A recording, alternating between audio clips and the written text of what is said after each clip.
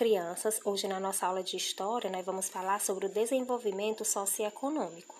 Então, durante o reinado de Dom Pedro II, o Brasil ele experimentou mudanças importantíssimas em nossa sociedade e economia. No ano de 1850, a população ela era de aproximadamente 8 milhões de habitantes. E quando foi realizado o primeiro recenseamento, já no ano de 1872, passou a ser 10.112.061 habitantes. Então, crianças, percebe-se também que esse crescimento se deu pelo nascimento dos descendentes dos imigrantes. Porque, como vocês sabem, no período do ciclo do café e também da cana-de-açúcar, houve várias viagens, né? Vários imigrantes vieram de outros lugares residir aqui no Brasil para trabalhar nas nossas lavouras. Então, não havia centros urbanos tão populosos como hoje, e as áreas rurais eram mais importantes economicamente, pois desenvolviam as culturas do café e também da cana-de-açúcar, como eu havia falado anteriormente. Naquela época, crianças, né, ainda em meados do século XIX, os centros urbanos mais importantes eram na cidade de Rio de Janeiro, que era capital desde 1763, do Recife e também de Salvador, que por serem portuários já faziam parte das rotas de transações comerciais de importação e também de exportação. Nesse tempo, iniciavam-se as transformações das cidades brasileiras pela instalação de iluminação pública, que naquela época era a gás, rede de água e também de esgoto, e pela melhoria nos transportes e na comunicação. Essa procura por novos serviços fez o capital circular com mais velocidade, deixando de ser exclusivamente voltado para a lavoura como era antigamente, né? Como era antes.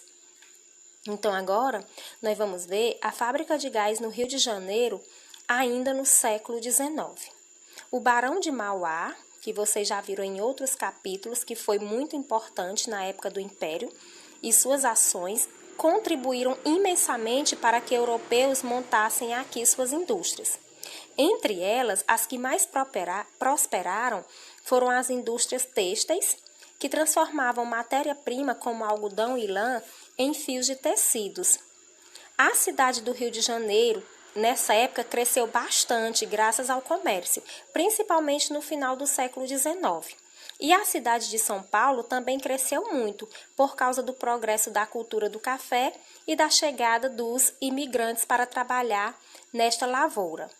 Um importante fato ocorrido no reinado de Dom Pedro II é que boa parte do capital que antes era utilizado na compra de escravos foi aplicada em outras atividades econômicas, como importação de máquinas, que eram utilizadas para a melhoria da produção agrícola, dos produtos como o café, o açúcar, a erva mate e também das manufaturas como tecidos. Houve uma política de substituição de importações, procurando produzir aqui no Brasil o que antes era importado da Inglaterra. Então, isso fez com que o Brasil crescesse gradativamente, quando deixou de importar mais produtos e investindo em indústrias aqui mesmo no nosso país. Irineu Evangelista de Souza foi muito influente nesse desenvolvimento durante o Império de Dom Pedro II. Pelo seu empenho, ele recebeu no ano de 1854 o título de nobre de Barão de Mauá e em 1874 recebeu o título de Visconde de Mauá. Ele foi o mais destacado brasileiro a investir em novas atividades econômicas naquela época. E alguma dessas atividades econômicas que ele investiu foi o transporte, que ele fundou a primeira ferrovia no Brasil, que ligava Petrópolis ao Rio de Janeiro, foi inaugurada no ano de 1854, e também a Companhia de Navegação a Vapor, no Rio Amazonas.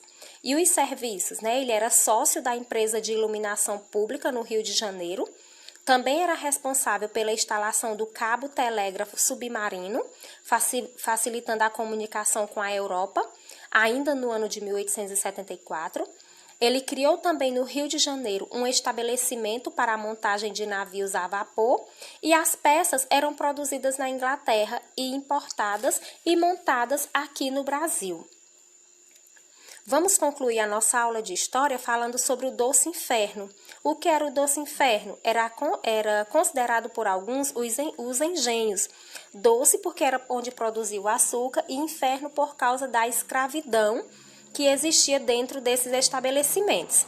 Então, que coisa há na confusão deste mundo mais semelhante ao inferno que qualquer desses vossos engenhos? Por isso foi tão bem recebida aquela bela e discreta definição de quem chamou a um engenho de açúcar doce inferno. E verdadeiramente quem vir na escuridão da noite aquelas fornalhas tremendas, perpetuamente ardentes, as labaredas que estão saindo a borbotões de cada uma pelas duas bocas ou ventas, por onde respiram o incêndio. Os africanos banhados em suor, tão negros como robustos, que administram a grossa e dura matéria ao fogo, e os forçados com que o revolvem e atiçam. As caldeiras ou lagos ferventes vomitando espumas, exalando nuvens de vapores, o ruído das rodas, das caldeiras, da gente toda de cor da mesma noite, trabalhando vivamente e gemendo tudo ao mesmo tempo, sem momento de trégua nem de descanso. Quem vir, enfim, toda a máquina não poderá duvidar que é uma semelhança do inferno.